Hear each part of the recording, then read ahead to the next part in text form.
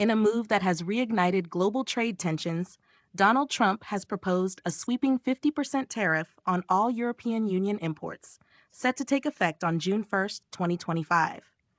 The announcement, made via Trump's Truth Social platform, comes amid stalled negotiations between the United States and the EU. Trump stated that the trade talks are going nowhere and called for the tariff to be imposed immediately. This proposed rate surpasses the 39% figure he had previously floated in April during his Liberation Day economic initiative, signaling an increasingly aggressive stance on trade with Europe. Trump also issued a warning to Apple, threatening a 25% tariff on iPhones not produced in the United States. The threat is part of a broader push to encourage domestic manufacturing, but analysts were quick to note the logistical and economic challenges such a shift would entail.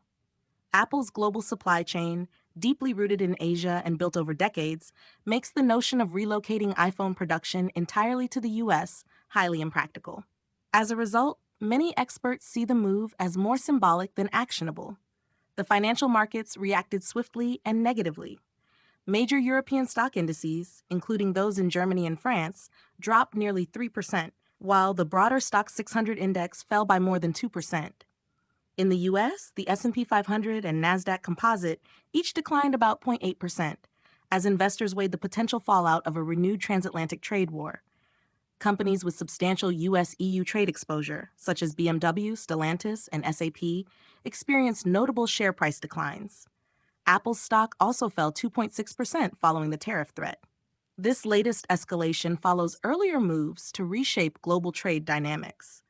Earlier in the year, the administration initiated a 90-day suspension on several tariffs under the banner of Liberation Day, designed to foster negotiations with key international partners. While progress was made with countries like the UK and China, talks with the EU quickly broke down. Treasury Secretary Scott Bessent attributed the stalemate to EU disunity and what he described as a lack of serious engagement. He also pointed to persistent issues such as high EU value-added taxes and regulatory hurdles that, in the administration's view, disadvantage American exporters.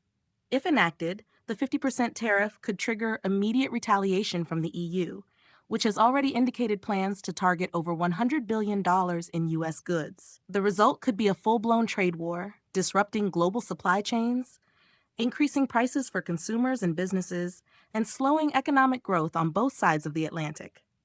Sectors such as automotive, agriculture, and technology would likely bear the brunt of the impact, potentially facing job losses, reduced competitiveness, and higher operating costs. With the June 1st deadline fast approaching, the global community is closely watching to see whether a diplomatic solution can be found. While there may still be room for negotiation, the administration's hardline stance suggests that meaningful concessions from the EU would be necessary to avoid implementation. The tariff threat may also serve a political purpose, reinforcing Trump's image as a strong negotiator, committed to reshoring American industry and protecting domestic jobs.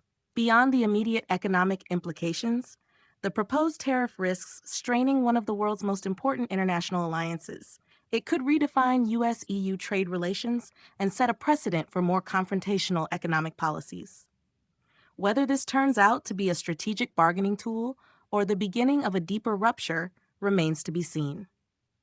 One thing is certain: the decisions made in the coming days will carry significant consequences for the global economy.